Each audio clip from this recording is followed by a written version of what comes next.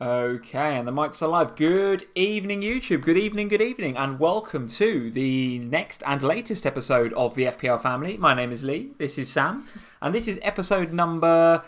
I've lost count. 13. Thank you very much. Thank you. I pretty much asked you a minute ago. Literally. What episode are we on? I pretty much asked you literally a second ago. Episode 13 of the FPL Family. This is our Gameweek 6 review. We've hot off the back of a. Would we call it a Super Sunday? I think after the West Ham and Chelsea game, I wasn't feeling like it was much of a Super Sunday, to be honest with you. And then, if you're an Arsenal fan, it got a little bit more super in the afternoon. But even that game was a bit of a damp squib in the first half. I thought it was going to be a very un-Super Sunday, to be honest with you guys. But it wasn't too bad in the end. And Saturday was super, actually. Well, I was full of lots of action, wasn't it? Saturday was good. I think yesterday kind of maybe took a bit of the limelight away from Super Sunday, really, didn't it? Possibly, because there's so many possibly. goals and stuff going on yesterday. A lot of incident on Saturday, which we're of course going to cover all of that good stuff in our Game Week 6 review. We will be going through all the games. We'll be looking at our teams, of course. We'll be looking at how my Wildcard team got on without Mo Salah. And we're going to be talking about your team and how it got on with Mo Salah as captain. I think you captained him. So we're going to see how that's turned out for us both. We're going to have a look at the leagues. We're going to have a look at how you guys are doing, etc., etc. First things first is we've got a few polls. We're going to start with the polls. Normally it takes me 20 minutes to get to the polls. You've remembered the polls and no one said polls. I've remembered the polls. Yes, I have. And I'll tell you why I'm remembering the polls more now on these streams is because, thanks to you guys, I'm going out to the community via Twitter and asking the guys what they would like to see in the polls. So now the polls have actually got some value. It's not just me making up some guff, right? It's actual proper questions from the community that you guys would like answered. So the polls today, click on the little white eye in the top right-hand corner. Put my glasses on so I can see them. Put your glasses on. It's pretty, even on this, it's pretty it's pretty small. The polls today, I want to talk about 6.5 midfielders, and I think I've got a couple of options in there. Richarlison or Maddison seem to be the key picks, I think, from that price bracket. Or neither, or both, I think is an option there too.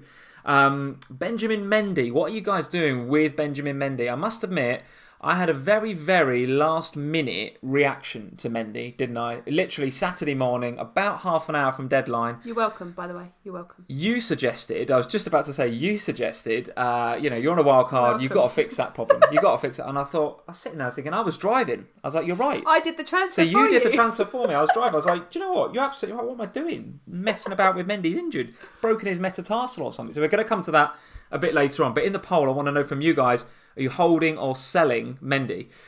Question 3 is about Arsenal attack. Who do you want? Do you want Lacazette or Aubameyang or neither or both?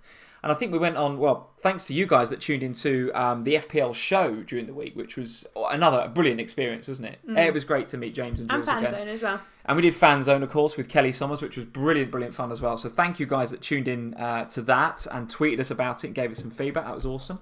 But one of the questions that was on that FPL show was, do you want Lacazette and Aubameyang? Is it too much to have them both? Yeah, and I think I responded, I think too much is both, but you probably want one. And then I think I finished it with, at the minute, I'm not sure I want either. So in classic Lee FPL Family style, they've gone and completely shown me up on Sunday afternoon and they've bagged a goal each. So that's the question in one of the polls. Arsenal attack. Do you want in? And if you do, how much do you want in or do you not want in? So that's the Arsenal attack. Because despite the goals, they're still quite expensive, these guys. Still quite expensive.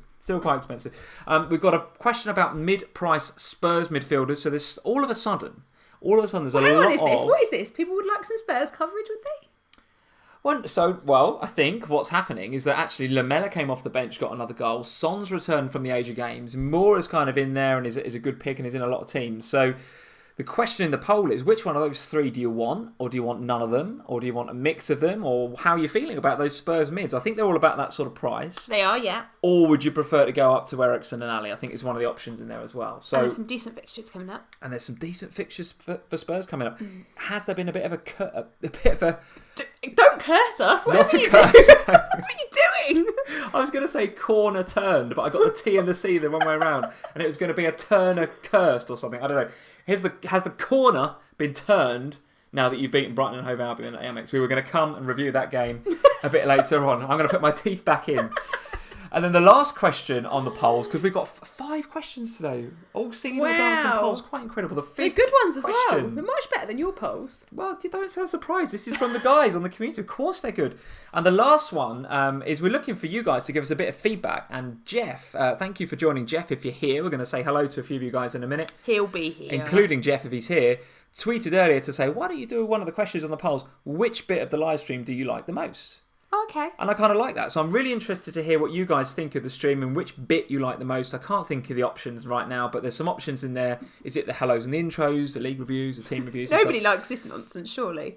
Well, Hellos and nonsense. This is what we'd like to find out, because as much as I want to know which bits you like, I want to know which bits you don't like, because then we can ditch that, can't we? But if everyone says they don't like us saying hello, should we just not bother saying hello? Yeah, just straight into how was the Spurs game? If you don't like the hellos, guys, we won't bother with the hellos. Enough of the small talk. Move on. You're absolutely right. Yeah, bin it off. Right, so those are the polls, guys. Get onto the little eye in the top right-hand corner and check those polls out.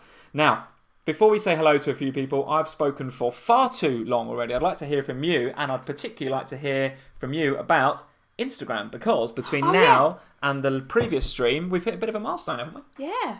We're actually catching up with Andy now. Getting closer again. Yeah, it went over 1,000. I think on Monday, Tuesday, last week, or earlier this week. So that was amazing. I think we're nearly at, I think just before we came on, 1,058 now on Instagram. It's quite a chunk over 1,000. Yeah, okay, decent. Thursday, the FPL show sent it a bit bonkers. And every time I went on, there was like another follower. I think Jules post a picture of you and tagged you in it, didn't she? She did, yeah. Yeah, there you go. You've been tagged by FPL royalty now. Yeah, There we go. I have. It's like FPL goals, that was. So thank you, Jules, and thank you, guys, for heading over to Instagram and checking out at FPL Family on Instagram. 1,050. So if you're not on there already, if you're on Instagram, get over to there and you'll be able to interact with Sam in the same way that you guys interact with me on Twitter and of course on here. So let's crack on to the main screen. There is our Twitter on the left hand side at FPL Family. If you're not following us already, please head over and check us out on Twitter. Let's get the where is the live chat window? Here it is. Here's the live chat window. Let's say hello to a few people. So as well as saying hello, I'd like you guys to tell us where you're from, because I looked at our Twitter analytics the other day, not Twitter, YouTube analytics, in terms of where people are tuning in from, and it's pretty incredible. It's pretty incredible the sorts of corners of the globe that this live stream and indeed the FPL game reaches. So I'd love for you guys to say hello and from where you are. Of course, Joe, we know you're around the corner, so you haven't got to say where you are. Sunny old, or actually rainy old, Hemel Hempstead. Grim Hemel Hempstead, if it's the same as here in Hertfordshire. So let's say hello to a few guys. Right. Oh, wow, it's coming in. Guys, slow down. Whoa. Live chat's just gone mad. So FPL Cadet, good evening from Surrey, where I went to university, no less. I wonder if he knows the Guildford area. I wonder if FPL Cadet knows Time nightclub at the top of Guildford High Street. I spent a lot of my uni years in there. It's been a very, very long time since you were at uni. It's probably not even called that anymore. And the big Weatherspoons on the corner. Spent a lot of time there, FPL Cadet, if you're ever in there. Lock Hong Kun, good evening. He's here. He says he's live from Lee's basement. We haven't got a basement here, actually, Aid. So you'd be doing well to be in the basement, but you'd be welcome if you were. Suman Gutam is here, tuning in from Nepal. How are you doing, Suman? Nepal? Amazing. The Tesso activates slow mode. Yeah, we'll probably need to, mate, to be honest. We might not need to later on, but we might need to do it for this bit. You're absolutely right. FPL Cadet, yeah, big time, Lee. Spoons is still there, super cheap. There you go.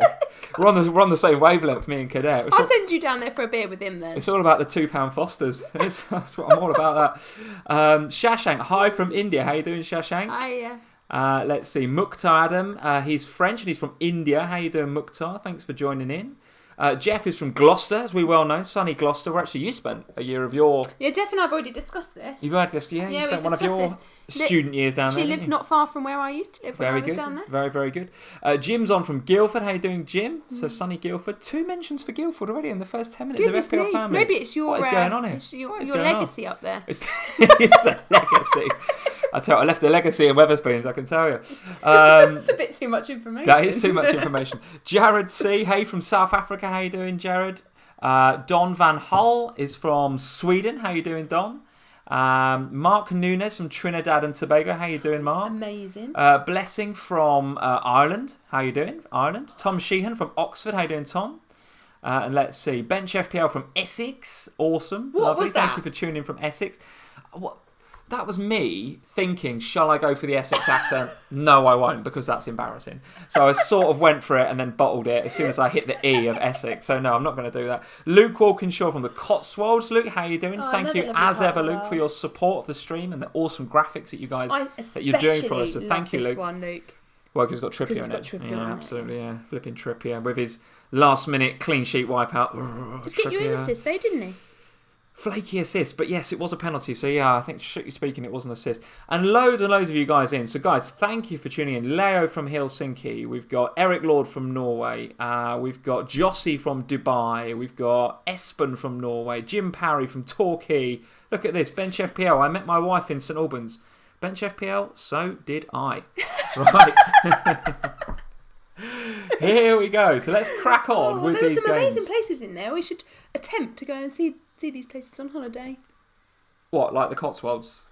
Well, I love the Cotswolds. And our basement. Should go there. No, Aid did promise me all I can eat. What did you promise me, Aid? All I can eat. What was it? Burritos, I think. Yeah. No, honestly, ask. He'll come up in the chat and tell you. Excellent. Doesn't have to live in our basement though. On that complete non-FPL bombshell, thanks for that.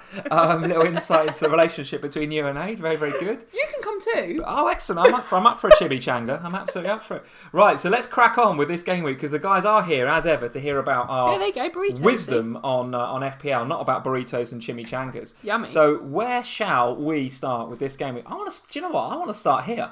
I want to start, guys. But there's no point in saying here. I can't see. I've even enlarged it for you a little bit. Look, I've blown the text up a little bit. So Burnley 4, Bournemouth 0. I mean, we're going to get into some of the other games with the other big hitters, guys. But I must admit, I doubled on Bournemouth forward. So I had Wilson and Fraser in my wildcard because the fixtures look really good. Yeah. And away at Burnley, I'm thinking, well, there's points there for both of those guys, clearly. Couldn't be more wrong. I mean, Burnley turned the form book on its head right there. 4-0 at Turf Moor. I mean, we were listening to that game on TalkSport. Couldn't believe what I was hearing. What are your thoughts on that game? And in particular on Barnes, who got not just two goals. No, I'm not interested in Barnes. I'm particularly interested in Aaron Lennon. Well, I think you should be interested. So you should be interested in both. Barnes was top of the BPS for the whole of the game week. 51 BPS for Barnes. And I think Lennon was, let me see, he's in the top 10. He was about 5th or 6th. So what a legend. Lennon in particular had a field day against Francis, didn't he? So tell me about the game. What was your thoughts on it? Well, I think much like you, I was surprised.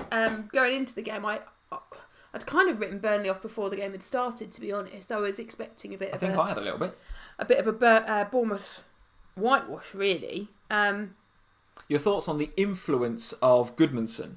Because I haven't got any stats on him, but certainly when I watched Match of the Day, the way that he was on fire. He was floating around the pitch. I think he got 2 assists. 2 assists. Did he get any bonus points? No, unlucky on the bonus points. I think he was the next one down.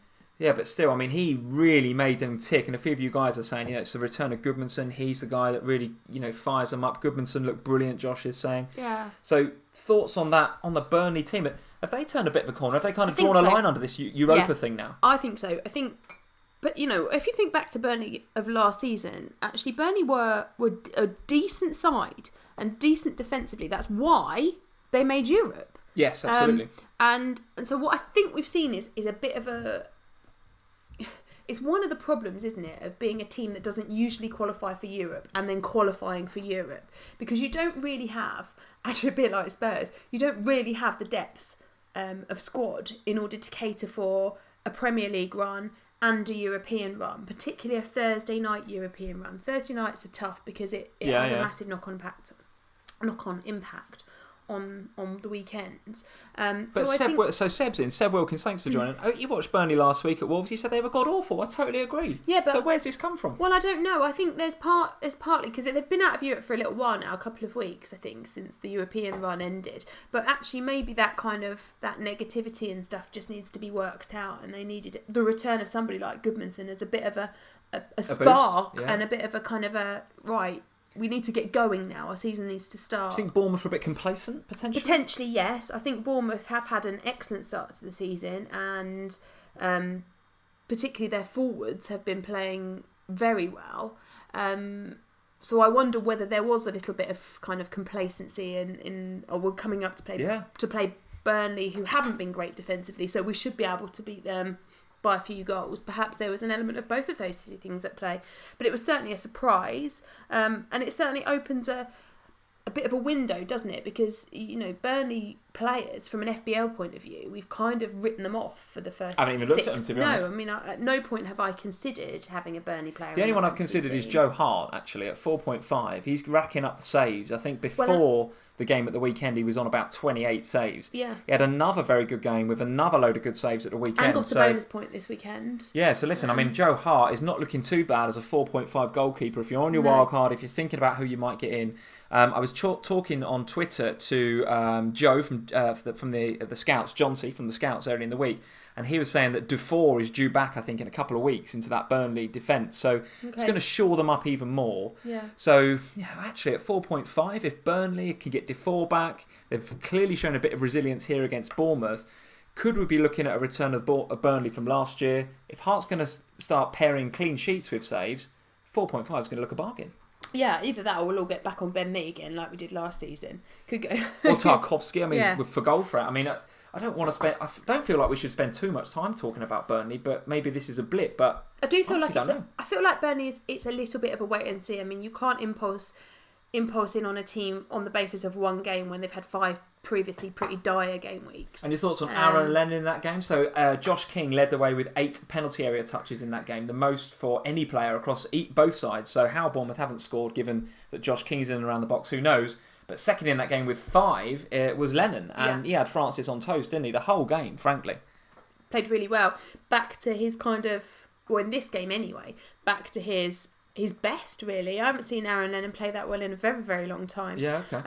Okay. And that is the Aaron Lennon that I expected when I had him as a jammy pick back in week 1. That's the kind of spark that I expected to see, because everything that had been going on in training pre-season looked as if it was going to go that way for him. So maybe there is just an element of something's finally clicked at Burnley. Let's see what happens in game week 7 before we all go Burnley crazy. Okay. Because I don't think we're quite there yet. Okay. There's a few of you guys saying Hart will be dropped. That's an interesting thought. I mean, they've got some pretty good keepers. I think Pope and Heaton are there and thereabouts, right? But, can he drop Hart right now? I mean, Hart is producing some very, very good save statistics. So, I think Pope is their number 1. When he's fit, he's their number 1. Do you think? Yeah, I think so. Okay, interesting. Yeah. All right, okay. Shashank is saying King should have had a penalty. So, yeah, potentially they could have conceded. But listen, 4-0 to Burnley, for me, represents an opportunity to start looking at them in a bit more detail. So, I don't think I'm going to be drafting anybody in anytime soon. The fixtures for them don't look too bad, I don't think. Cardiff and Huddersfield next. So, actually, it's not just not bad. It looks flipping brilliant for the next 2 before it gets a bit more difficult.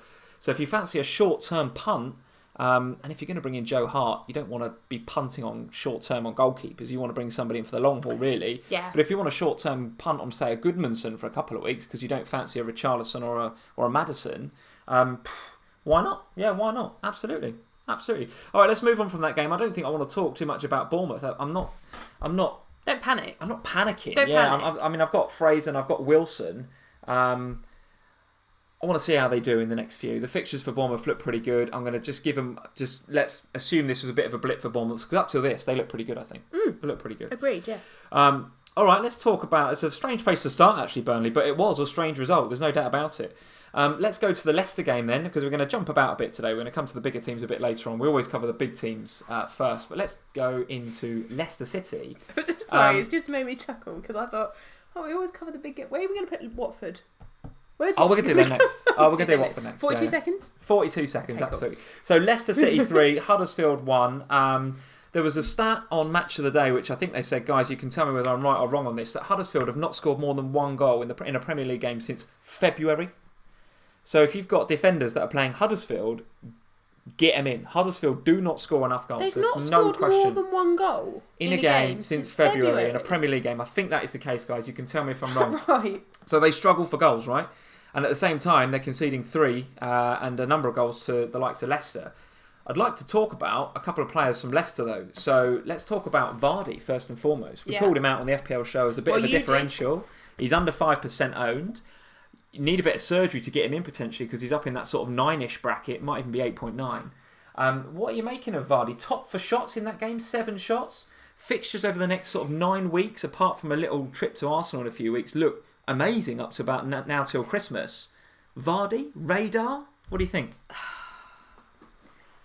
See, I don't know what it is about Vardy this season. I just don't have any desire to have him in my fantasy team. And I know it's the rat face, isn't it? It's the face of a rat. It's well known I'm not a big Vardy fan. Oh my goodness, I don't think you can say that. You definitely can. Go on, sorry. I don't know what it is about Vardy. I think it's because I really like Maddison.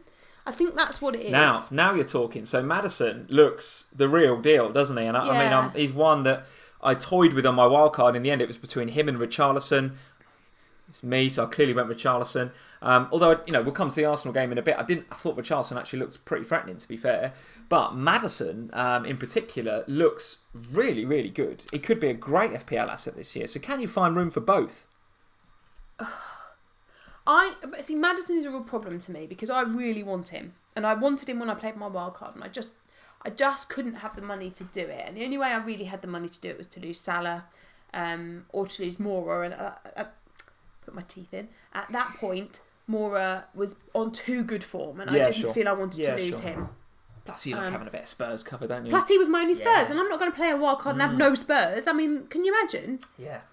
Like, the world would freeze over. Even when you were listening, we were listening to the Spurs game, weren't we? Because we had an absolute nightmare of a journey back from up north on Saturday evening, so we actually ended up missing the game, listening to it on TalkSport. The whole match. And you were saying it's just nice to have Lucas Moura and Trippier in your team. You just liked having it. Felt more serene. Everything felt better. There was a bit of a karma around you that I'd not seen for a long time. Not seen for the last 6 game weeks. I'd not seen it. But go on, don't deviate from Leicester. Maddison. No, so Maddison I really wanted in my wildcard team. And Yes. and actually what's happened is we've now had 2 game weeks since I played my wildcard, and I still really want him. So I've got to kind of work out what I'm going to do about him, because I feel like every time I watch Leicester, he's the little magician in the middle of the park who is creating everything. Seems to be on direct free kicks as well. Does. Scored a beauty at the weekend. Yeah. Absolute worldie of a free kick. Very good. So I think for me that's why I don't want Vardy. It's not necessarily got anything to do with Vardy himself. It's more that I just really like Maddison as a pick, and I don't want 2 Leicester. Yeah, and some of you guys are saying that Vardy rarely scores more than 1 goal. I missed who mentioned that, but it's a nice statistic.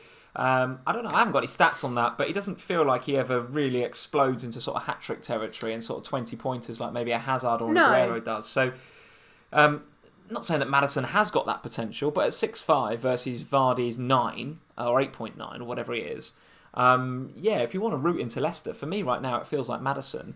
One of the players I did look at was Ricardo Pereira, the fullback. I think so. He was dropped this week, and my view on that is he was dropped because he absolutely was awful against Bournemouth last game week. He was shocking.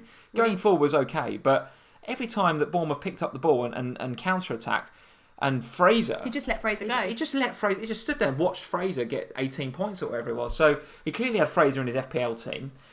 Just stood there not doing any defending. Imagine if that's what it was. Must have. Sorry, Gaffer. I had Fraser in my FPL team, so I didn't defend.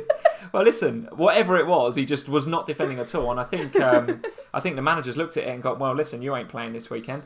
So he's hauled him off. On the other side of the defence, Ben Chilwell actually was joint top for chances created this game week with Willian with 5.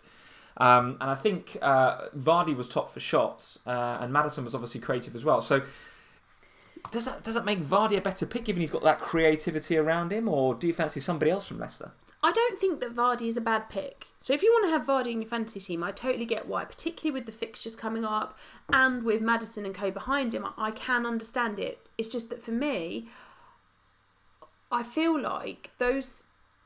At the moment, it's become a bit of a kind of template, hasn't it? That you have a premium and then 2 sort of slightly cheaper striking options. Now, in order to have Vardy, I'm not going to take Aguero out for Vardy, so that means I'm going to have to upgrade a cheaper one. And then that's affecting my midfield or my defence. Sure. So actually, whereas with Maddison, in the price bracket that he's in, he can sort of slot into my midfield without really causing any major disruption. Okay, all right. And while we're talking about 5.0 defenders, so and by the way, I want to move on from that game now. I don't think there's too much to say about Huddersfield other than avoid at the moment. Relegation for Huddersfield this year, what do you think? It's looking a bit grim. If you can't score more than a goal a game, you're struggling, aren't you? And they're letting goals in. I mean, it's not looking good. If you go ahead in a game as well and you can't keep a lead, that's a problem. Yeah. I mean, teams are going to play Huddersfield knowing that they're probably not going to concede more than 1. That gives you a boost. It's going to be a tough season ahead, Huddersfield fans. Sorry about that. But while we're on the subject of 5.0 defenders, and we're talking about Chilwell and Pereira, some of you guys are talking about Trent Alexander-Arnold as being the 5.0 of choice. Now, if you've got Robertson, you might not want to double up. But if you've got Robertson and want to free up £1 million, maybe Trent Alexander-Arnold looks like the pick. Alexander Santai, so Alexander, thanks for joining. He's saying Trent looks good from the beginning. He takes free kicks as well. He's better than Shaw, in my opinion. So let's jump onto the Liverpool game then. What did you make of that Liverpool performance? And in particular, the fullbacks, Trent versus Robbo. Right. What's your thoughts? Okay, so I asked you the question, didn't I, when we were listening to the game, and Trent got the assist. And I said, is Milner playing? And you said, he didn't start, did he? Correct. And I think that makes a big difference to Trent, because in the last 5 game weeks, Milner's been playing, and Trent hasn't been going as far forward. Milner doesn't start this game week, and what happens? Trent gets an assist, and I do think that has an impact on him in a way that it doesn't for Robertson on the other side of the pitch. So I can understand the wanting to kind of free up £1 million, and I get that Trent is going to get you the same defensive returns as Robertson is, but you're going to have to go and deal with our little boy. Our little boy's crying. I'll be back. He's not well, is he? Go and deal with him, and I'll talk to the guys about Liverpool. So, guys, my thoughts are exactly the same on Liverpool, by the way. So, we've seen in previous weeks how Milner likes to drift out to that wide right, and that means Trent then he kind of stops. He doesn't get forward quite as much. But for me, he absolutely was bombing on in that first half.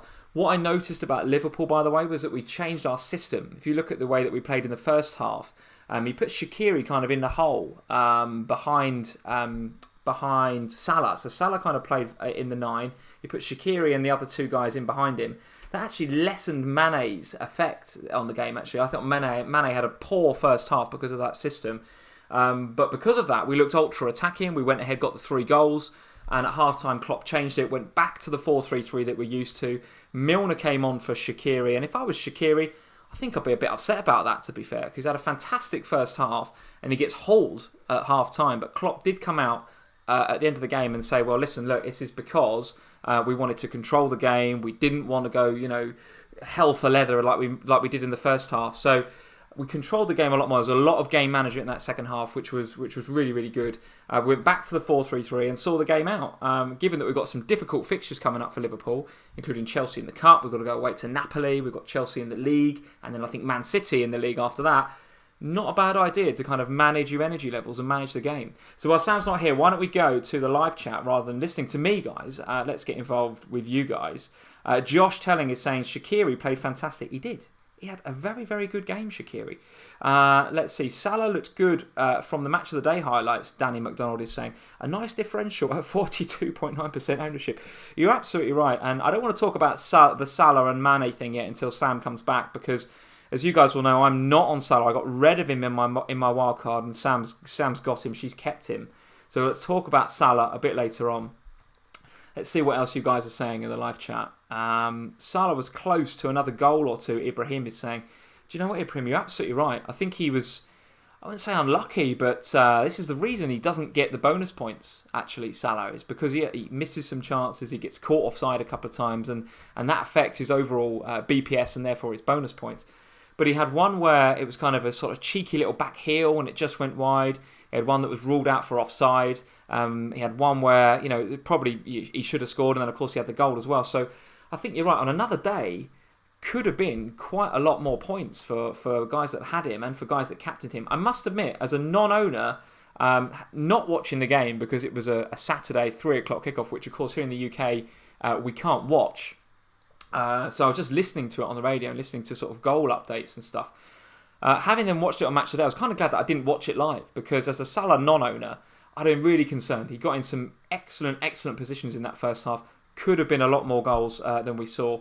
And then I would have been punished. But thankfully, it wasn't too bad in the end. Dom J, how many Liverpool players are you keeping for the next 2 games? I think I'm sticking with Robbo and Mane, Dom. I think those 2 look pretty good.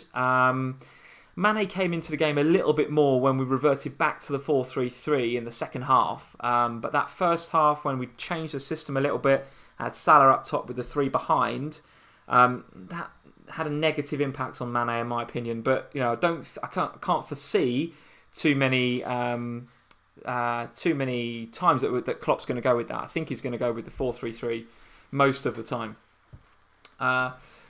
Okay, is he okay? He's not well. He's not well. Oh dear. Very well. Oh dear. Well, if you have to run off again, you have to run off. They've had to listen. The guys have had to put up with me waffling about Salah for at least 5 minutes. I can see a day off school coming tomorrow. Oh really? Oh dear. Oh dear. So Felix is saying no Sam tonight. Well, as you can see, Felix, she is absolutely here. I am absolutely here. I just was talking to the guys about the change in system for Liverpool. And we'll move on from Liverpool in a second. Good job, actually, that he timed his cries quite well, because if I'm going to prattle on about anything for 5 minutes, it's Liverpool, innit? If I had to talk about Southampton for 3 minutes, that would have been a problem. We're talking about the change in system for Liverpool in terms of that one up top with Salah with the 3 behind in the first half, which was kind of gung-ho, Shaqiri, get forward, blah, blah, blah. Dominated, got the 3 goals, and then he went back to 4-3-3 with Milner and managed the game in the second half. Yeah. How did you feel? And I've already said to the guys, I'm non-Salah owner. I was really concerned during that game, having and watch it. But when I watched Match Today, I was kind of happy that he didn't get more goals than he did. I mean, what were your thoughts on Salah's performance? Didn't show any signs of regression from my perspective. No. Could have had 2 or 3 goals. In a way, I'm disappointed with him. Because could have and should have had more points than he did. He was my captain this week, and could have had a hatful, quite honestly, watching the highlights. It's difficult with Salah, isn't it? Because it goes back to that. He's only 12.9 now because he's had a drop last night. But he is that premium player in the game, and as such, you want big returns every week. But actually, you look at the data, you look at the statistics, and he's ticking over the points every week in the same way that he was at the beginning of last season. I just feel it's too premature to lose him yet, for me anyway. Okay. So hence why I'm still on him. I still feel like it's coming. Okay.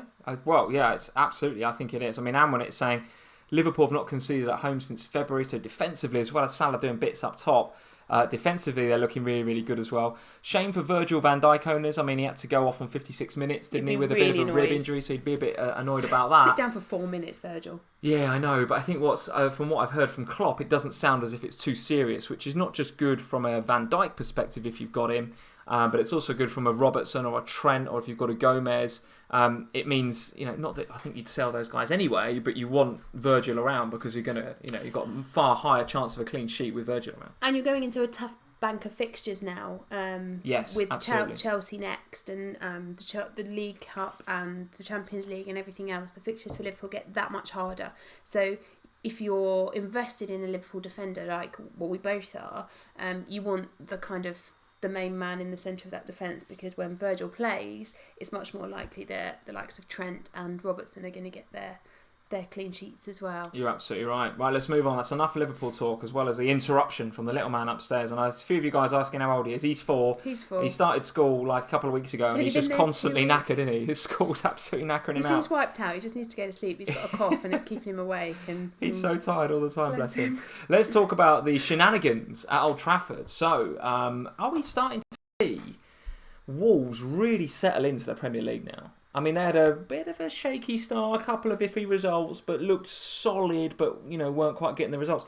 Now they're going to Old Trafford, and I'll be honest with you guys, they looked like they went up there with no fear whatsoever. They didn't give United any respect. Yep. United did play well, don't get me wrong. I think Fred and Pogba in particular had a nice game, and actually Pogba's assist for Fred's goal was just silky. I mean, Pogba with a little little trap and turn in one movement, and a nice finish by Fred. Very, very good indeed.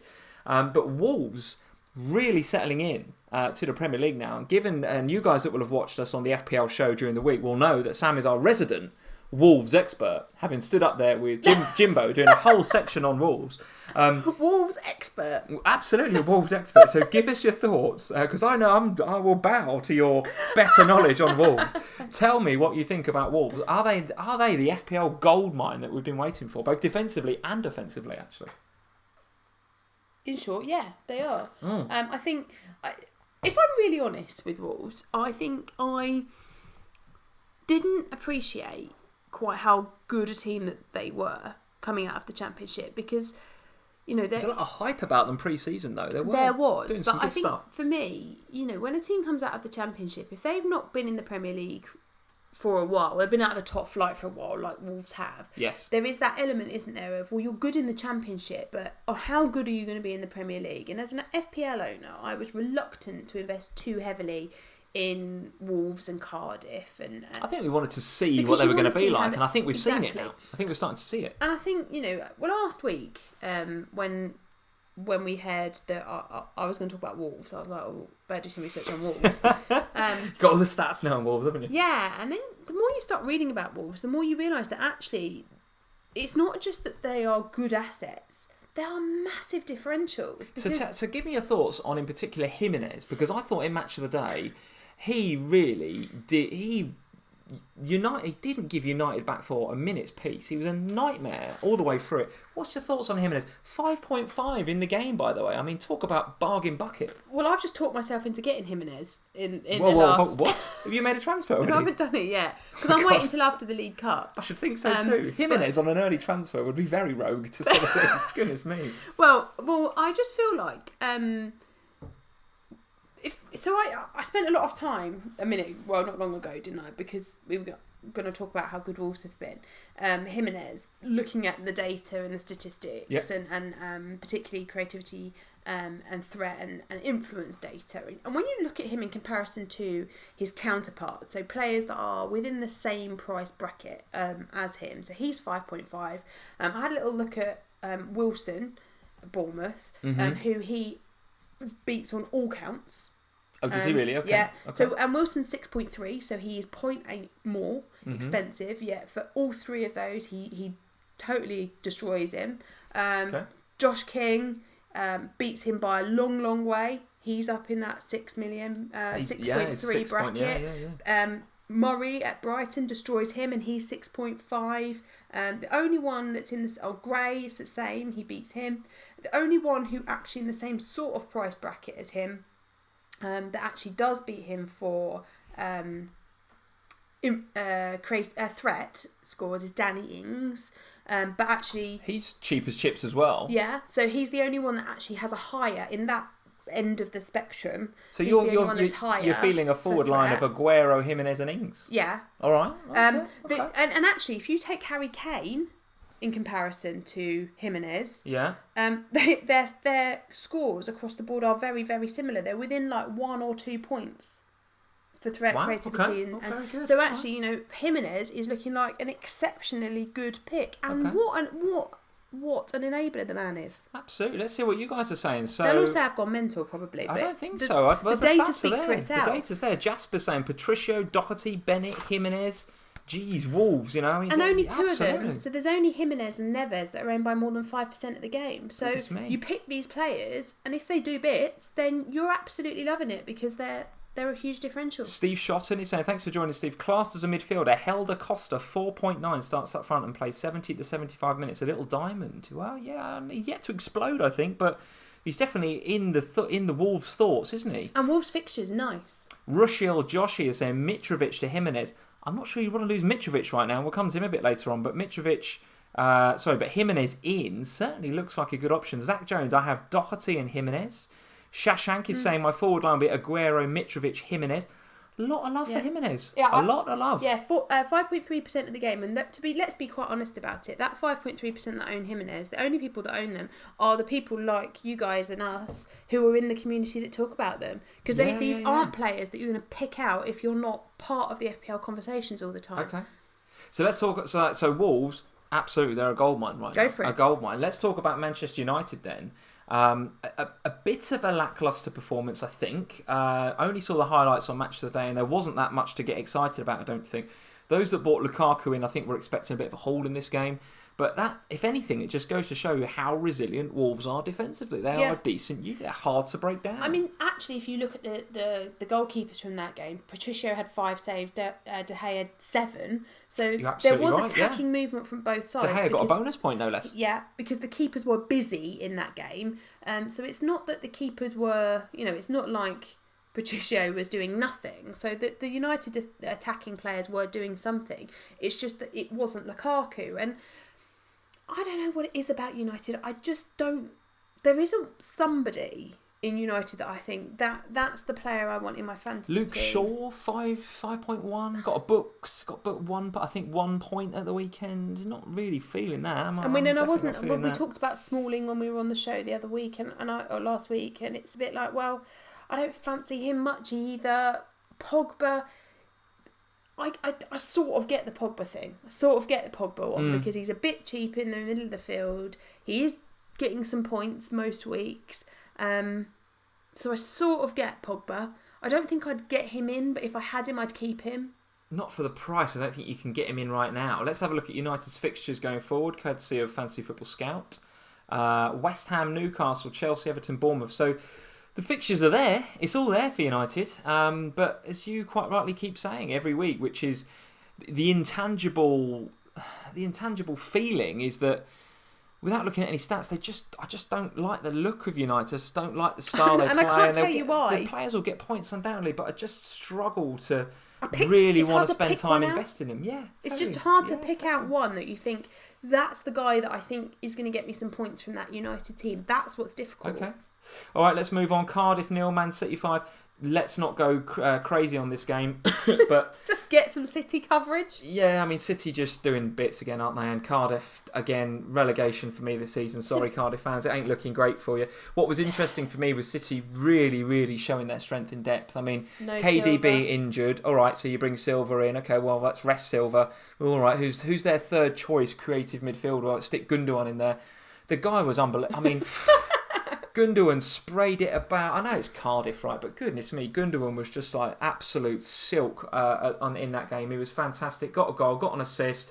Did he get bonus points? He did. 2 bonus points. I mean, goodness me, if their third choice creative centre midfielder is Gundogan, they're in serious shape. A word for Mahrez. Aguero went off, I think, before the hour, actually, didn't he? Or maybe on the hour. He got about 60-ish minutes. I think he might have just scraped that extra point. He came off. Presumably getting a rest now that, and this is something we need to factor in, guys, given that they lost to Lyon in the Champions League, suddenly the next game of the Champions League and the one after that, suddenly, very, very important they get some wins. And he's probably not going to rest Aguero. Now, he needs Aguero for those games. So is he going to have curtailed minutes in the Premier League? Possibly. We saw it at the weekend, so it's something to look out for. However, they bring him off and they chuck 50 million quid's worth of Mahrez on and he gets 2 fantastic goals. So City really, really showing their strength in depth. Of course, it wouldn't be me on a wild card without taking Bernardo Silva out. Of course, I did that. I actually did a Bernardo Silva to David Silva on my wild card, which has got to be the most Lee from FPL Family move you've ever known. You've never known him be so annoying. And every time, because we was out for the day yesterday, and every time he checks his phone, he was like, "Oh, it's not." And I was like, "Oh, Silva's done something." He was like, "Which one?" Not the right one. And from the look on my face, you knew which one. You didn't need to ask. You knew which one. Particularly as being the game I told you, Dilva's not playing. David Silva's not playing. So, oh man. Yeah, but not good. Sané in the points because Mendy's out. Yeah, so let's cover that very quickly because we've got the poll up there about Mendy, haven't we? I mean, Sané clearly is going to be a bit of an option for a while, despite only getting just an assist in that 5-0 rout. What's your thoughts on Mendy? Because you've got rid of him, right, already? Well, I was in a bit of a luxury... Well, I don't know if we call it luxury. I mean, I got the man in, he got injured the same day, pretty much. Didn't play a single minute for me, and I got him back out again. So I wouldn't say it's a luxury. But the luxury of this is he only had 1 price rise after I got him. Yeah, you didn't get him at 6, right? You got him at 6. No, I got him at 6.3. 6.3, okay. He went to 6.4, or was it? Yeah, something like that. He went to 6.4, like and then he's dropped again. So I got him out on Friday evening, on a bit of an impulse. I went out Friday night, came home, came home and thought, I must have Kieran Trippier. No, I came home and I was like, Mendy, broken his foot, I've got no bench because Danny Ings wasn't eligible. And I tell you what, that was one of the funniest moments of the weekend when was it, Friday night you went out this? You went out, had a few Prosecco's and you come in and I went, oh, do you have a nice evening? And you went, how long are you out for a fifth metatarsal? I was like, how was your meal, dear? You were just like, no, fifth metatarsal, what's that, 3 weeks, 5 weeks? I was like, oh my God, she's on it straight away. Well, because I had Kearney not fit yet, Ings ineligible, and I thought if Mendy's not going to play either, I've got no bench. What happens if someone else doesn't play? I'm having a nightmare. Yeah, absolutely. So I suddenly had this panic, and then I came home, went upstairs, sat and watched the full interview from Pochettino to work out what was going on with Kieran Trippier. 19 minutes I watched it for to find out if there was any word. When he said no injuries or no problems for anybody other than Dele and Hugo, I was like, Trippier. So here's a question for you. So Mafio Sol, thanks for joining Mafio Sol. He's saying, why is Mendy's injury being sensationalised? Now, this is a really good point, and we haven't got too long to spend on it. I'd love to spend more on it. So Mendy's got a bruised metatarsal. You know, it was his knee, then it was his foot, then it was his metatarsal, then it was something else, then it was something else. So could we be talking a bit of a phantom injury here, given the background of this? Because in the background to this, guys, if you guys haven't seen this already, get onto Twitter, just Google Benjamin Mendy. It's all over the news. He's got absolutely done, hasn't he, for, I don't know, drink driving or dangerous driving or something. He's got a hell of a lot of points on his licence. Got a lot going on outside of football, put it that way. He was out last night as well. I saw a picture of him out. Yeah, so he's there's something going on. He's got a lot going on in his life, and there's a lot of driving problems going on. So is this the club maybe saying, we're punishing you, but we're going to externally say that you've got a bit of an injury? Or has he actually got a bit of an injury and it's just a little thing and it's being sensationalised? I don't know, guys. I don't know. The thing is, I think with Mendy this season, he has become so important in basically half the game's fantasy teams that when a player of that ownership becomes injured, it becomes a big deal. Now, actually, if you take FPL away from it, it's actually not a big deal, is it? City, I mean, they would rather we played, but it's not like they've got nonsense to come on for them. Sure. No, they're fine. But from an FPL point of view, it's a big deal because you've got a lot of money invested in him. Now, for me, it wasn't really a big deal. Sorry. What? John Chappell, I've heard he's on the Mendy. That's the sort of mood I'm in tonight that I found that funny. Very good, John. Very good. But for me, it wasn't really an issue because I didn't stand to lose anything in terms of team value. So I had the luxury of just going, be gone, I'll have Trippier instead. Okay. Whereas for some of you, if you got him at 6, there's a problem, isn't there? Because if he then comes back quickly, you can't necessarily afford to get him back in again. Absolutely. So Mafio Sal is saying, he's pointing out that I've made the cardinal sin again. You've said he was drinking. He's again, out. However, he's teetotal, I understand. Yeah. So again, as I seem to do now in a regular feature on FPL Family, you always say he's drunk. My weekly apology to Benjamin Mendy for saying that he's out drink driving. He's clearly not. He's teetotal. I believe he's a Muslim. So it was Hugo that was drink driving. Here is my weekly apology to Benjamin Mendy.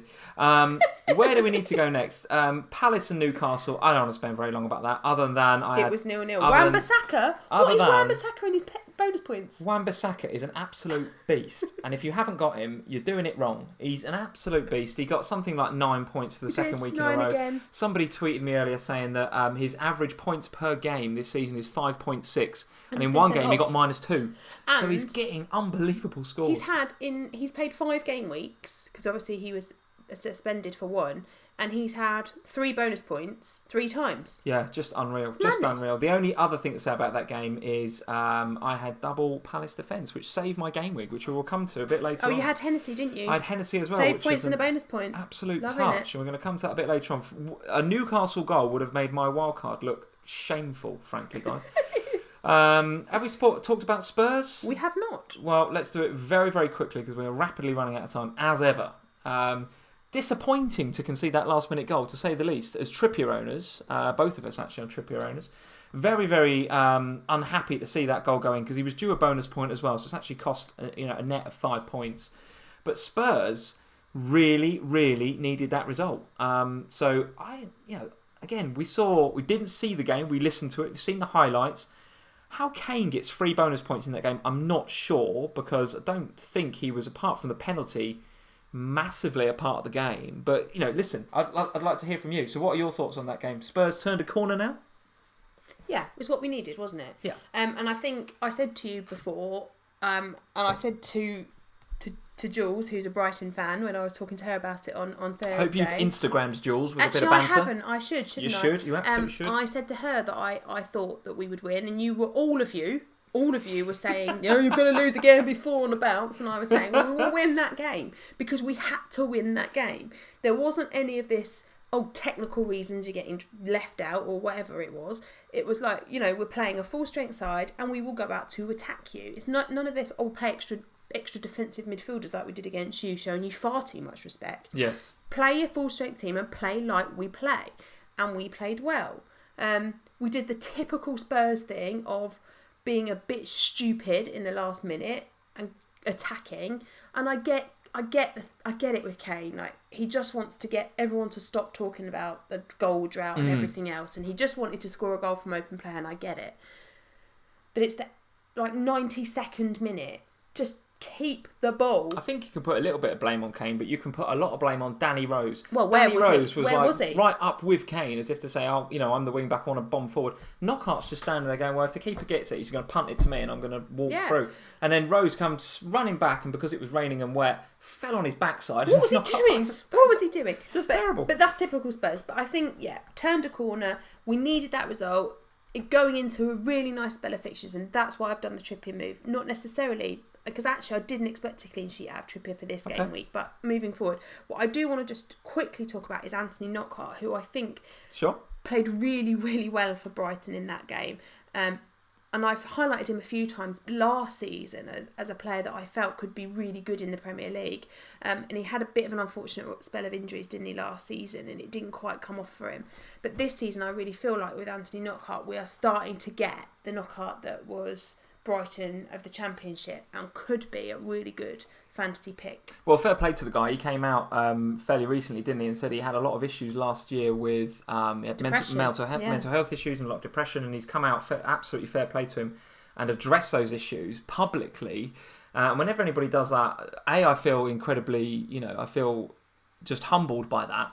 But also the fact that that's him exercising some demons now. Like right? So is he kind of over that now? We're going to start seeing the Knockaert that we thought we were going to get when Brighton first came into the league. I don't know. I hope that we do. He's 100% one for me anyway. To keep on the radar, because I feel like if he continues to play in the way that he did against Spurs, he will get FPL returns this season. Okay. Very good. All right, that's the Spurs game. Let's talk about where else have we not been? We've not given Watford their 42 seconds yet. Let's give Watford their 42 seconds, and let's start by talking about Fulham. Joe. So Mitrovic at it again. Mitrovic, I don't write something down for him. I don't know if I did. I didn't, other than to say he's back on the score sheet. So at 6 point something, is he now a must-have, Mitrovic? Is he in that bracket yet? He's getting there, isn't he? He's getting there. Yeah, he is. So I think he is. The problem is that it's just a tough one, isn't it? Because there's so many in that sort of upfront cheap options that he's just a little bit more expensive than I. Jeff is saying Mitrovic missed a hat trick. I tell you what, Jeff, he could have, couldn't he? Yeah, he could have. He could have proper punished his non-owners. He was at it, doubt about it. It gets to a point, doesn't it, where you watch Mitrovic, I'm almost, every time I hear that Fulham have scored, I'm almost like, I don't want to look, because it's going to be Mitrovic again, and I just... Against a Watford side that, have been pretty defensive so far. Not defensive, but they've been good defensively. Yeah. Not conceding a lot of shots, not letting teams get too many chances against them, touches in the box, etc. But there he goes again. I think 4th or 5th goal for this season. And when it's saying Mitrovic for the golden boot, I mean, goodness me. I'd love to see the odds on that, but he just keeps going. He's the gift that keeps on giving from an FPL point of view, isn't he? Got to have him. And if you're going to look at a Jimenez or an Ings at 5.5, what are you going to do with that bit of extra money that you save by dropping down to one of those guys? Well, invest it. Invest it in Mitrovic. He looks very, very good indeed. He's going to be up in the 7 bracket very, very soon. He's going to be on a par with Arnautovic and Zaha. So those of you that got on him early, absolutely applaud you guys. Brilliant stuff. At the moment, Mitrovic is a better pick than Arnie and Zaha. Looks like it. Absolutely. Well, yes, I think you're absolutely right. A word on Watford. Anything to say other than why is Gray scoring and not Deeney? Well, probably because I've got Deeney. Yeah, I don't know. Not for much longer. I thought Watford kind of bullied Fulham a little bit. Not bullied, but they're just big and physical, and Good I just think that's just the way that Watford are going to play this year. Big, physical. No surprise to see Gray on the score sheet. And is this for Will Hughes? Is he still in your team, or is he? No, he never was he? Because I went with Fraser. Instead of going Mitrovic and Hughes, I went. Who did I go? Fraser and Deeney. Okay. Which worked last week but didn't work this week, so... Okay, and Holebas is getting his weekly yellow card as well, as he can go up there with my weekly Benjamin Mendy, the weekly Holebas yellow card. That's out in force again. Let's a quick word on the not-so-super Sunday, in my opinion. West Ham versus Chelsea. No Pedro for Chelsea today. I think got a bit of a knock in the the Europa League for Chelsea. So therefore didn't play. Hazard not really on his game. There was a bit of talk in the week about the fact that Chelsea missed a flight, or their flight was late back from wherever the hell it was they were playing in Europe. So they missed basically a day's training, and maybe that affected them. I don't know. I personally thought West Ham actually didn't play that badly that game. So thoughts on that game? We didn't really watch it, did we? Because again, we were out and about with the kids. But goodness me, if it wasn't for the kids, we'd watch more football, wouldn't we? Well, this weekend just seems to have been a bit of a nightmare because we've sat in traffic on the M1 for about 8 hours, and then we've been at a birthday party this afternoon.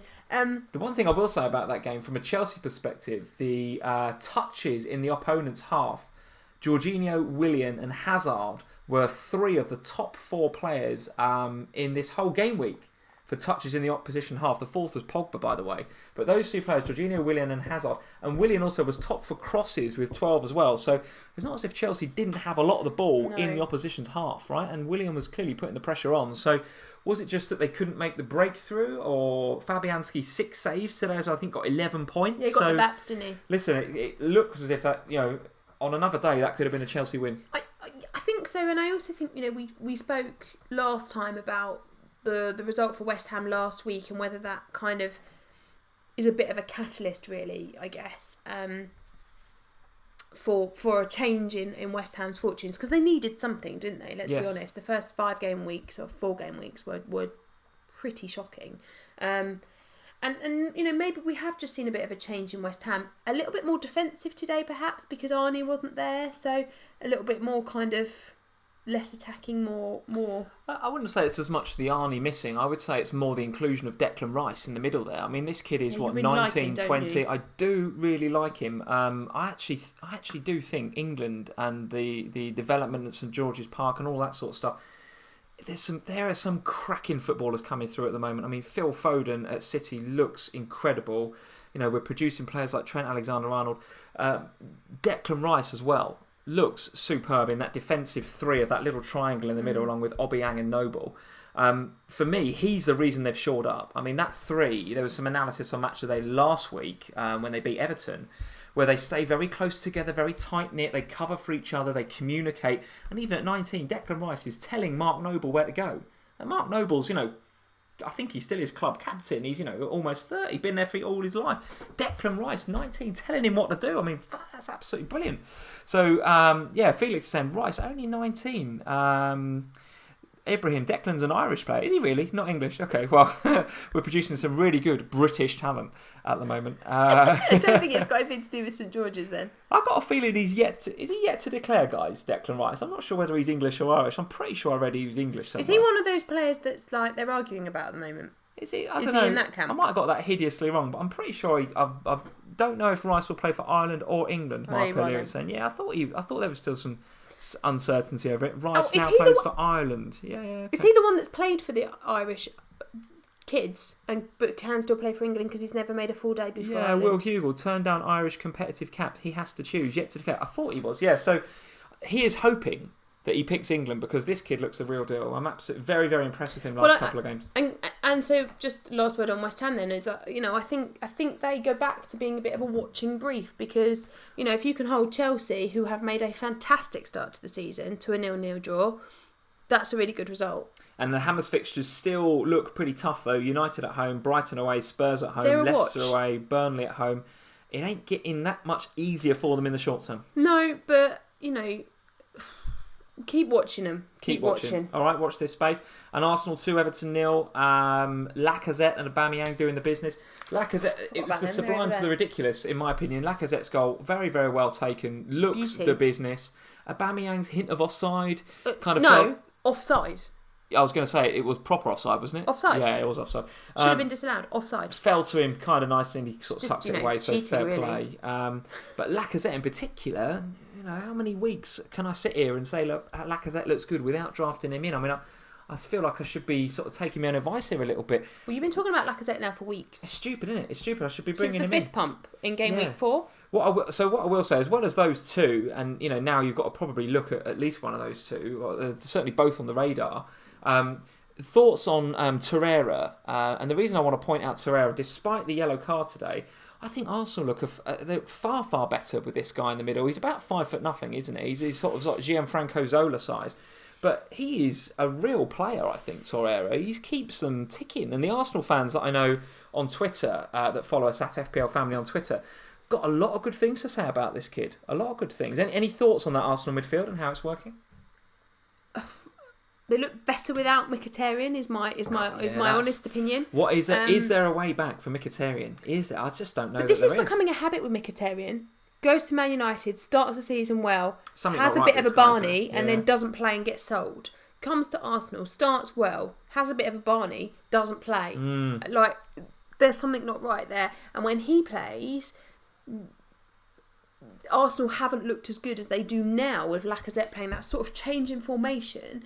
And the way, like you say, the way they're now structured in midfield, everything is better. And Arsenal look a much better prospect from a football point of view, but also from an FPL point of view. Okay. There's a few more assets there that you might consider getting now. Okay, Benny Blanco, Torreira is a pit bull. Jasper, Torreira is the heart of us. Yeah, so guys, listen, I don't for a minute, I'm not suggesting this guy's an FPL asset per se. But he's making the rest of the Arsenal team better assets. I think he's keeping them ticking. But what I think he is doing, perhaps, is making the Arsenal defensive asset a bit more likely. Because you've got the likes of Bellerin and Mustafi in the defence for Arsenal, who, okay, no attacking returns this week, but they do get attacking returns. And if they're going to start playing better, and there's more likelihood of a clean sheet coming through for Arsenal, and I'm not sure what the Arsenal fixtures look like, you can have a look on Fixed in a minute. If there's clean sheet potential there as well, then Arsenal defenders might not be a bad idea, particularly if you've still got Mendy and you want to jump off that ship. Yeah, it looks good for the next 4. Watford, Fulham, Leicester and then Palace. So, before Liverpool go to the Emirates. So, yeah, I mean, look at that. I mean, there's certainly goals there. I mean, Watford at home will not be a pushover, but Fulham's defence is not exactly great. Leicester at home, you can get goals there, and going to Palace is not easy, but they can score. So listen, I mean, there's goals there. A word on Everton in particular. So Richarlison for me looked as if he came in and looked threatening. Actually, looked threatening. I mean, no goals, but Czech pulled off a couple of decent saves. Looked as if he was the most likely to score out of that Everton front line. Any thoughts on Everton in particular? Digne as well at fullback looked pretty good. Took a free kick that hit the bar, I think. So. See, I don't know. I mean, oh dear. Oh, is the little man crying again? Little man's crying again. Go on, just give my thoughts on Everton before I run off and see Tim. He's far more important than talking about Everton. just because I had one thing I wanted to say. So Everton, I just feel like they looked better with Richarlison back. Yes. I still don't know if I'd get on one though. Bye. Back in a minute. Right, guys. That's the game's done, I think, guys. That is the game's done. So why don't we, while Sam is coming back, have a look at, and you guys are saying, MU Fan TV, Tosun drop. Fair point about Tosun. When is this guy going to click into form? He just doesn't look right, does he? I mean, are we going to get an Everton team with Richarlison up top in place of Tosun?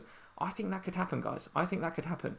Let's have a look at the scores on the doors for this week. So let me zoom out a little bit because that will make it a bit easier for you guys to read. Now, this is my wildcard team. We're going to refresh the page because I guess by now you guys can tell me whether the overall ranks and the leagues, etc., are all updated. Here is my team. It's 55 points, so it's not great, but it's not terrible. It's pretty middle of the road. A Gameweek rank of 2 mil, overall rank up to 353. So on a positive, I can take from that I've stopped the rot, right? Because I was down in 390, almost 400 before. So at least it's a green arrow, which is good, which I think it is. A red arrow, it says. Okay, I think I was at 390 before, so I'm thinking that's going to update to a green arrow. I hope it is. Up to 3-5-3. That's okay. It stopped the rot, and I think my team is in all right shape going forward. The Hennessy and Wan-Bissaka duo was absolutely legendary. In fact, the defence is not looking too bad at all with Robbo, Alonso, Wan-Bissaka and Trippier. Even though I first subbed Trippier, he's come in for David Silva. So I'm pretty happy with that defence. The midfield is really letting themselves down again. Mane captain clearly didn't work out for me. I took a bit of a leap of faith in Mane. I didn't fancy Hazard against West Ham today because I fancied West Ham with the inclusion of Declan Rice to be a bit more defensive. So it was between Mane and Aguero for me. Should have gone Aguero, but listen, I went out there and thought that we would score some goals against Southampton, which we did, but Mane was just not involved. So sad that the captaincy didn't work out there. Fraser 2, Richarlison 2 and Hazard 3 is not great. I was expecting better from those guys. But I feel comfortable and confident that those guys are going to do the business going forward. And the bench is reasonably strong. So Doherty, for example, will come in next week because I think Wolves are at home to Southampton, which is a fixture I'm very happy to have Doherty in. Will I play Ings in that game? I don't think I will, actually. I think Wolves look pretty assured at home, so I doubt I will play Ings in that. So that's my tale of the tape. Not that great, but stop the rot, and I think I'm in an all right place for next time. We'll do Sam's team when she comes back. In the meantime, guys, let's see firstly what you guys are saying in the live chat. Then we'll go to the leagues. Let's just get the league up. Streamers and Bloggers League. Let's hope that it's updated. Not the Streamers and Bloggers League. That's Jeff's league, isn't it? Why don't we go to... We're just doing a live stream regulars update. Is he all right or is he not? He's really not, is he? Not in good shape. No. Not in good shape. All right, well, let's... I don't know what's happened. Like, he was all right a couple of hours ago. I know. It's he's not well, is he? So let's wrap this up and then you can go and tend to him. So, guys, we're going to do the league update, then we're going to come back to your team. So, Richard is still sitting pretty at the top of the league. Another good game week 76 this game week, so very, very good indeed. Game week rank of 64. Where's his... Have you seen that overall rank? What the hell? Well, at one point this weekend he was 17th in the world. Whoa. 20th. Vinyl Richie, 20th. My man, look at that. Let's have a look at this game week. Salah captain, nice. Bernardo Silva. Oh, man. That is like a dagger to my heart seeing that Bernardo Silva. Maddison, 8, nice. Wan-Bissaka doing bits again. Defence looking good. And the team looking in good shape. The bench looks strong, right? Doherty will come in next week to fill that gap at the back. Double Wolves defence will look good, I think, against Southampton. Richard, this is serious, mate. This is getting into... Don't mess it up. You've got to win this, Richard territory. 20th. Don't say that. Don't say that. You're jinxing me. You've already cursed us tonight. There we go. There's some pressure for you, Richard. There's some pressure. So Richard Nyquist up to 20th in the world, which is absolutely unreal. Dom J, who is at 2,000, which is unreal, but feels like we're all in Rich's shadow a little bit here. This is crazy. So Dom J up to 2,000, which is again absolutely superb performance, mate. A game week rank of 21k, very very good indeed, sir. Trent doing bits for you there at 11. Let's see if there's any more. I can't get over that. Richard 20th. That is absolutely unreal, mate. By the way, let's see if there's anybody that can beat Dom's 80. I don't think that there is. I'd be surprised if there is. Is it? Oh, now then, 93. Mr. Jeff Hull with his bench boost, no doubt. Jeffers, you've kept this very quiet. You never told me you bench boosted. Bench boost with Hennessy and Wan-Bissaka. Look at that, with Trent Robertson, Maddison, Sterling, and Aguero captain and Mitrovic. Jeff, absolutely superb. 93 overall rank, up well into the top 100k at 72k. Jeff, round of applause for Jeff, guys. A virtual round of applause for Jeff. Jeff is loving a chip at the moment because he played his triple captain last week. So on his bench boost this week, absolutely. You're loving the chips, Jeffers. But he's using them well. I mean, the triple captain didn't work out too well, but that bench boost has worked out superbly. Look at that. Hennessy and Wan-Bissaka coming off the bench. Absolutely spot on, Jeff. Let's have a look. For every Jeff Hull and for every Richard Nyquist, there is a Lee Bonfield. And there's a wooden spoon. And there's a wooden spoon. So let's have a look towards the bottom of the league. Well, they might not be necessarily towards the bottom of the league. Guys, some good scores actually knocking about. There's a lot of 50s and 60s, which is a bit of a worry for me, I have to say. Jamie Young in at 82 this week. Very, very good indeed, which is probably the highest non-chip week because he's not used it. No, he hasn't used the chip. Fabianski 11 is brilliant. Jamie, did your wooden spoon arrive from the other week? Let's hope it did. Let's hope it so. did.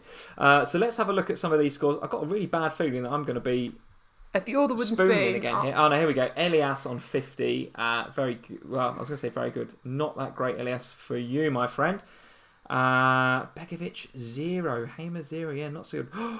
Bench for Wan-Bissaka. Absolute nightmare. So 50 points. Anybody beating 50 points? Let's have a quick look down this list. Anybody beating 50? Few 52s. My 55 looks a bit pants, doesn't it, actually? A lot of you guys up into the 60s and 70s here. I wasn't feeling too bad about my 55. It rained on my parade.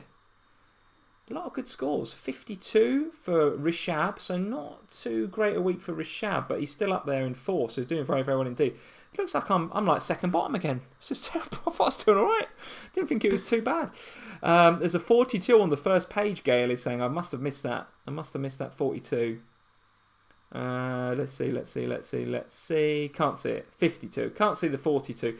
So anyway, yes, not that great. But anyway, the headline from that league review, the absolute headline is that Mr. Richard Nyquist is 20th in the world. Absolutely fantastic. So we definitely all get behind Richard and not give him any advice whatsoever because he's doing very, very well indeed. Thank you very much. I was just going to see whether I could see that 41, if there was a 41. I'm going to try and go now. Well, I want to talk through your team because I didn't do that because you were away sorting out the little man. So let's have a look at your team. 64 for this week. Game week rank of 671, up well into the 100k at 84k. Very, very quickly because we're rapidly running out of time. Let's have the tail of the tape. How did it go? Yeah, fine. Bit annoyed with Trippier because that would have been nice. Those extra 5 points would have been nice. Pleased with Captain Salah. I feel like that was the right decision for this game week because he was, I think, my high, apart from Wan-Bissaka, who's a bit of a legend, my highest scoring, really. Disappointed with Fraser. Disappointed with Mora, but then felt like he could have had something. So Deeney, yeah. You concerned about Mora and rotation going forward? Maybe a little bit now because Lamella's playing so well. He's come off the bench and scored a couple of goals, hasn't he? Lamella looks alright. I think the problem with Spurs is that in that midfield, if we're going to play attacking, then we're probably going to play Mora, Sonny, and Kane. I'm not sure Lamella is ever really fit enough to play 90 minutes. So I feel like Lamella is a bit of a super sub. Got to manage him, haven't you, a little bit in his dodgy knees, yeah. So I sort of feel like I'm probably safe with Mora for about 60, 70 minutes every game week, which is fine if he's doing stuff. Okay. But yeah, I mean, I feel like we're okay. Good shape for next week? No, well, not ideal because... Early transfer thoughts? Jimenez? Yeah, okay. It's not necessarily ideal because obviously Liverpool play Chelsea next week. So a bit of a problem with 4. Yes. I think a lot of people will be in that sort of situation. Yeah, there is a lot of people in that situation. But yeah, I feel okay. Okay, very good. All right, guys. I think that is it. I mean, that is a bombshell. Richard Nyquist, 20th in the world. That is absolutely sensational. So you need to all go and follow @VinylRichie on Twitter. And whatever the man says or whatever he's doing, you need to go and listen to that because 20th in the world is sensational. A shout out, as ever, to our Twitter. So if you guys are not following us on Twitter, go check us out @FPLFamily on Twitter. Also, the Instagram, which we mentioned earlier, is up into 1,058 followers. So looking pretty good there too. What's this? Is this from Jeff? Is this Jeff? The Addams family were monsters. The Partridge family sang songs, but come and join the only family who can put right all your FPL wrongs. Gotta love Jeff. He's a poet as well as a brilliant bench boosting FPL top 100k manager. He's a poet as well. 50's definitely. And he's a moderator. Is there anyone? Is there anything Jeff can't do? Anyone more 50 is definitely the lowest. So Elias, I think it was, wasn't it? I think Elias, yeah, Elias. So if you're on tonight, Elias, come find us because I think a wooden spoon could be coming your way, mate. I was just about to wrap up and you guys have said, Andrew Tavey, thank you. Polls. And with it, polls. Thank you, guys. So we need to do the polls. And we need to do it double quick. So 6.5 million midfielders. You can answer the questions this week, Sam. Ooh. Richarlison, Maddison, both or neither? Maddison. Oh, really? Okay. 42% agree with you. 42% going Maddison. 24 going Richarlison. 27 are saying actually there's a case for both, and only 5 are saying neither. So at least one, if not both, is very, very popular. Mendy, hold or sell? You've sold, so let's go sell. 61% saying sell, 38% saying hold. Arsenal attack, who do you want? Aubameyang, Lacazette, both or neither?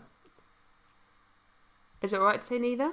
It is alright to say neither, of course it is. So half of you guys are saying neither. 49% are saying neither. The price is a problem. There's no doubt about it. That's my problem. Particularly with Aubameyang, that is a problem. But 41% of you are saying Lacazette. So I think the answer to that question is, if you want to root into that Arsenal defence, it's Lacazette. It's not Aubameyang right now. And again, as you was quite rightly pointing out earlier, a bit lucky with that goal earlier. A bit lucky.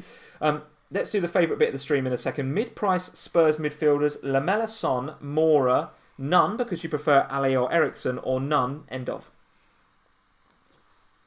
Mora?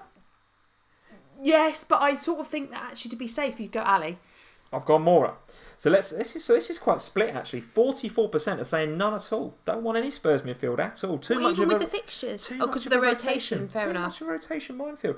But if you were going to have one, you guys are saying 21% Mora, 15% Son, 6% Lamela. Lamela's your super sub. No, but he's not going to get starts, and that's the biggest problem. No, that's what I'm saying. He's Spurs' super sub. He won't start. Yeah, 6%. Yeah, I think avoid Mora until he starts becoming a regular. You mean Lamela, not Mora? Avoid Lamela, yeah. And 11% of you are saying none because you prefer either Ali or Ericsson. So I can understand. Mora's the pick there, but it's not cut and dry. A lot of love for Sonny at 15%. And then the favourite bit of the stream, guys. What do you think this is going to say? I'm really intrigued to see this. Hello's an intro, game reviews, team reviews, league reviews, or jammy picks and polls. It ain't polls, is it? Well, it has been the last couple of weeks since you guys have been doing the polls. Polls have been good since you've been doing them. What's my favourite part? What's your favourite bit? I think I like looking at the league. The league? Okay, good. You're in the minority. Team reviews, 43. So people like seeing our teams more than anything. Goodness me. Do they? Well, they must like seeing your team, or my team for a bit of a laugh. 43% like the teams, 27% like the game reviews. That's good. A bit more then. Only 7% like the hellos. We're going to bin the hellos, guys. That's gone. They take like 20 minutes. We spend longer on hello than we do reviewing our teams. We should swap that over. We'll get straight into it. We'll hurry that bit up. 6% league reviews and 15% jammy picks and polls. So the team reviews, actually seeing how we've got on our teams, is the 43%. So that's useful information, guys. Thank you for taking part in that. We'll spend less time saying hello in future. Yeah, it's good. It's good. All right, guys. So I think that is it for another episode of FPL Family. Thank you for joining us. Hit that like button. Please go and smash that like button. Hit that subscribe button as well if you're not already subscribed. And when you do, hit the little bell notification and make sure that it's got the two little eyebrows above the bell, because what that will do is it'll send you a push notification on your phone or on your laptop. Whenever we go live or whenever we post anything on YouTube, you'll get a little notification slide in and say FPL Family are online. So hit that little bell notification. At FPL Family as ever on Twitter, at FPL Family on Instagram. Very, very well done this game week. Some excellent scores. Very high. I mean, when your wooden spoon is 50, that's good. That is very, very good indeed. So some really good scores in the FPL Family community, which is great. All hail King Richard and his 20th in the world. That is superb. Keep going, Rich. Looking very much like Rich that we'll be sending a Manager of the Month mug to you after next game week. Couldn't happen. Where is it? Richard in Sweden or Norway? It's in Scandinavia somewhere. Sweden, I think, wasn't it? So that's might not be too bad. It's just across the pond. Maybe we'll chuck it. It won't cost as much as it did send it to Australia. Put it that way. Might not be so bad. Yeah, might not be so bad. All right, guys. On that note, hit that like button, hit subscribe, and we will see you either on Andy's stream. Let's Talk FPL starting in about 10 minutes from now. So go check out, search in YouTube for Let's Talk FPL and go and search for Andy's stream on in 10 minutes. Or I will see you on Twitter at FPL Family or on Instagram at FPL Family. Thanks for joining us. See you later, guys. Take care.